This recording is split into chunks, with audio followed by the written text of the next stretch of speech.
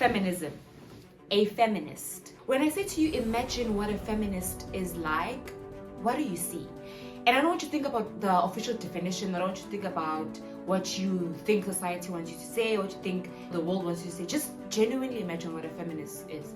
I know for me, before engaging with this work, I would imagine a feminist is someone who wants all the things that men have. I want to be like a man. I don't want to stay at home. I don't want to look after kids. I just want to just dismantle patriarchy and be at the top.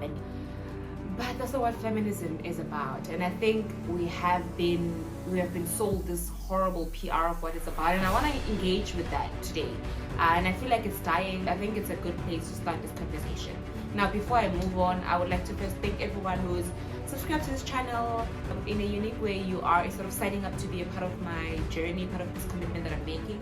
And so thank you so much. To anyone who hasn't, stick around, see if you like the work. If you do, click like and subscribe, right? I want to do three things in this video. First, I want to go through the official definition of feminism, what it is actually about. And then two, I want to go over why it's so difficult for people to sort of get around the idea, or it has been in the past. And then number three, I want us to look at whether or not there's anything we can do about this, right? Or if there's any key takeaways around this. The first one, what exactly is feminism?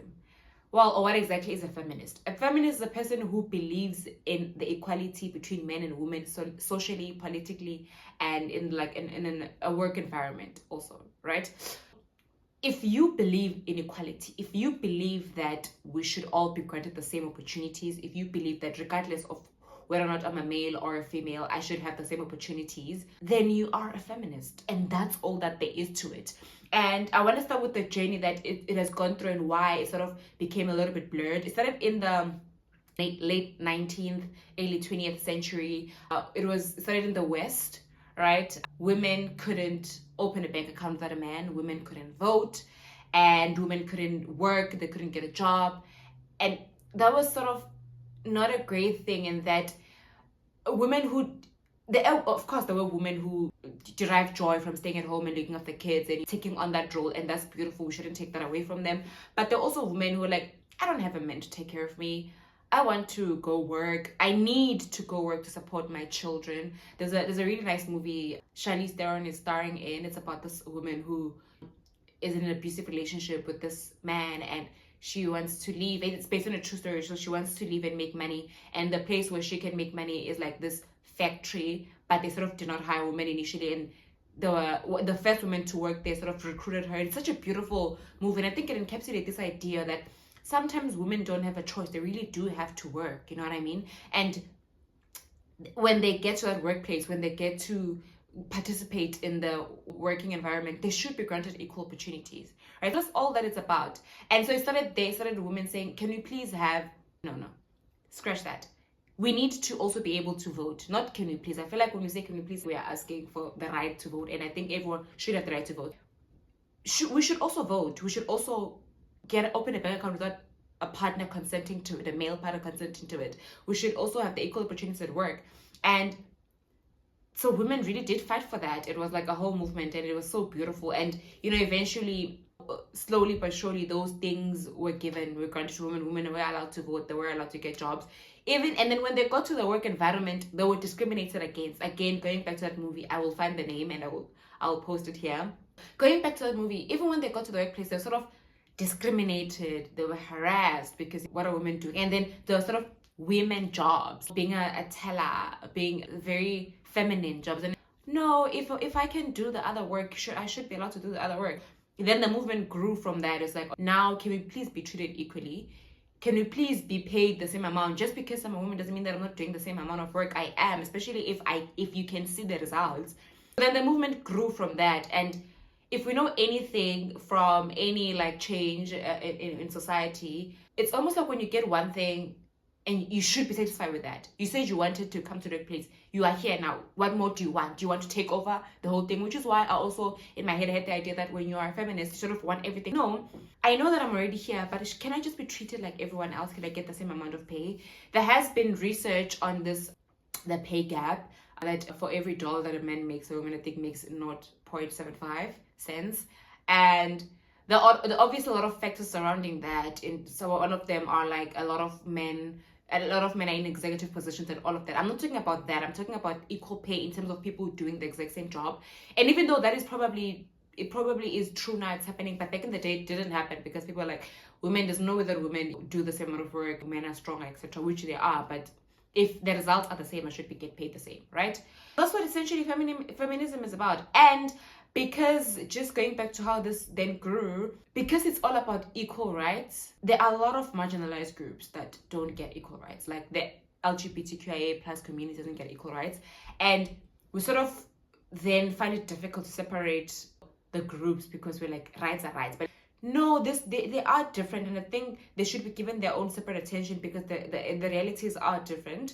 I think when we talk about rights and talk about participation, it sort of gets lumped together, and there's this issue around it in terms of, oh no, what do you want? You don't even know what you want. We've given you this, you want more, and all of that, right?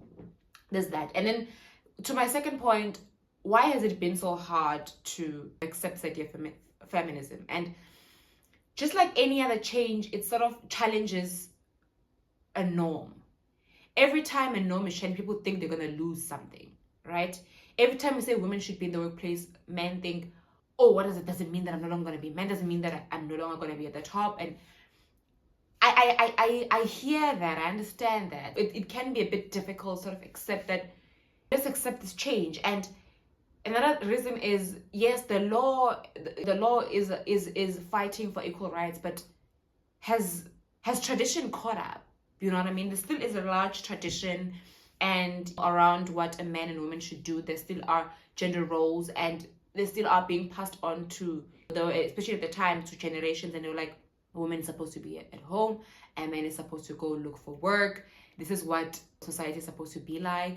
And this challenges that norm. This challenges that idea of a woman supposed to stay at home. And if we've believed for that for years, obviously it's going to be difficult for it to be a new norm. But we can try and see if it works. And I agree, we're living in a new world now where women are doing the same job as men are. But I then want to go on to say this point, which is, even though yes, it looks like we have made great strides, but I fully think that there still are these stereotypes at work, and women still have to work twice as hard, even worse for Black women because we're the bottom of the barrel. But there still is this idea that women should work hard to prove themselves in the workplace. Yes, you are here now. Prove yourself that you deserve to be here. This continuous proving of why we deserve to be here also is something that we need to challenge. It's that we've already been here for years. Why should we still pay for our stay, right? Shouldn't you just give us the same opportunity as you give the man? Shouldn't? And now it's like, oh, if you want to, then you should be a man, then just stay here and not go home. And you can't have children now, because if you want to be at the top, then you can't be having children and staying at home. And play golf now, watch soccer. You want to be in the boys club, you need to join too, especially to like progress in your career. I don't know how I feel about that idea. Just because I want the same opportunity doesn't mean that I stop being a woman.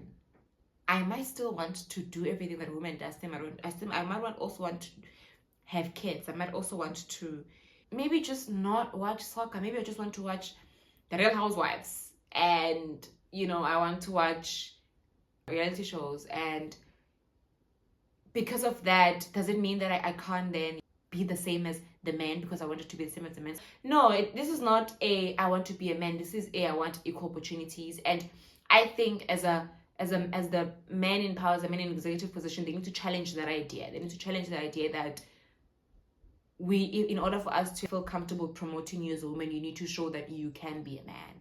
It's not the right message. You don't want that.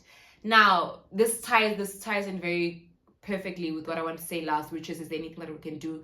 Like I said, I think we need to challenge ourselves to change. Just challenge yourself. Be like, you know what? I don't know if there are any men who are in executive positions watching this, but even if you are a man and you're like a small business owner, and you sort of imagine who your ideal colleague is, and in that picture you don't see a woman, ask yourself why that is, and ask yourself if there's a version of that where a woman is in that picture. You know what I mean? And like Chimamanda Ngozi said, we don't want to be men, we just want equal opportunities. It's not a direct quote from her, but I think she said something along those lines. And I think that's very, very true. We don't want to be men, we just want the same opportunities. And we're not taking away the outcome. We don't want equal outcomes. We probably won't have the equal outcomes. We don't have them now, but just equal opportunities, and we'll see what we can do with those. I hope this was insightful. I hope this was fun. I hope this was helpful in any way.